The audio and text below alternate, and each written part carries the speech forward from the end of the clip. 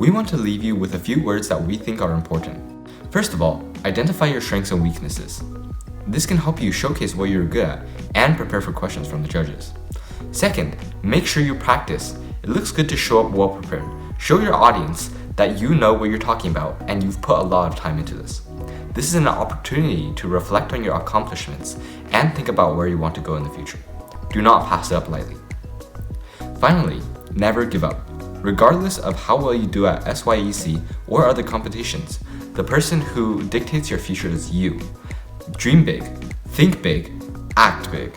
We are the Mutorials Group, and we hope that we will see you at next year's Seattle Youth Entrepreneurship competition. I think it's important to have a clear idea of the problem that you're solving and how your solution fits in with and disrupts current existing solutions. So being situationally aware of your own product helps you form a tighter understanding of why it's something important that people need. So I want you to ask yourself, if your product, your idea, it's such a great product, then why doesn't it exist already? So being aware of these sort of questions, it will be really helpful when the judges come up with the same things to ask you during the presentation, during the competition.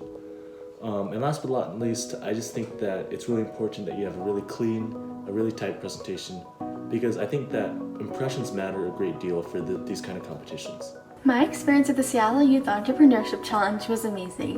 One thing I definitely learned were my time management skills. My partner and I had to present and answer questions about our project in less than 10 minutes. It was a little tricky, but we made it work.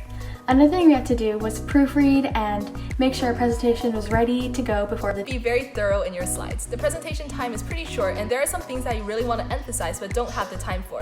So be sure to point these out in either bullet points or paragraphs and elaborate on these points during the Q&A as well. The judges are all very nice and don't pressure you to answer everything perfectly.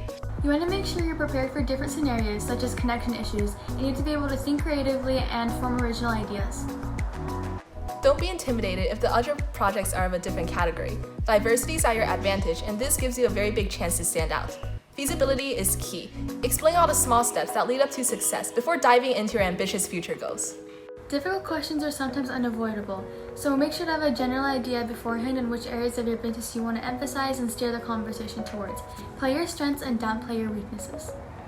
Don't hesitate to bring creative elements into your pitch, such as animations or bold graphics and diagrams. Inclusivity is also a very important part of pitching, and for example, my team used a lot of back and forth talking during our pitch. I would say I have 2 tips. First of all, you have to have a solid plan and a time frame. If you don't keep everybody on track, say okay, we're going to finish this by this date, we're going to finish this by this date, and if you don't have it done by this date, then something's going to happen.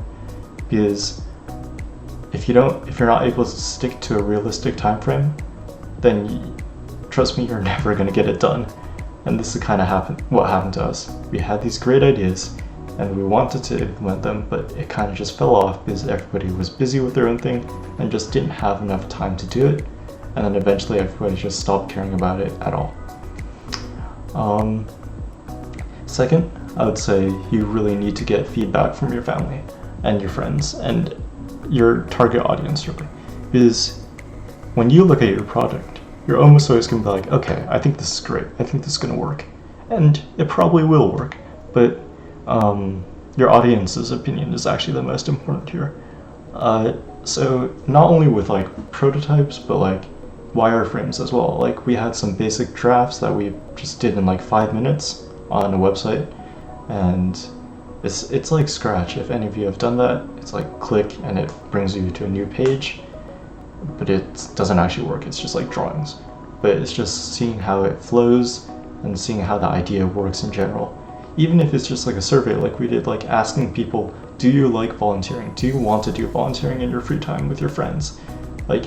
These are really important things to get feedback on, because if nobody's interested in your idea, it won't matter how quote-unquote good it is, right? But finally, I think the most important thing to keep in mind is just, this thing is all just trying to develop your own skills. In the end, what matters is that you do your best and you have fun coming up with new and innovative things.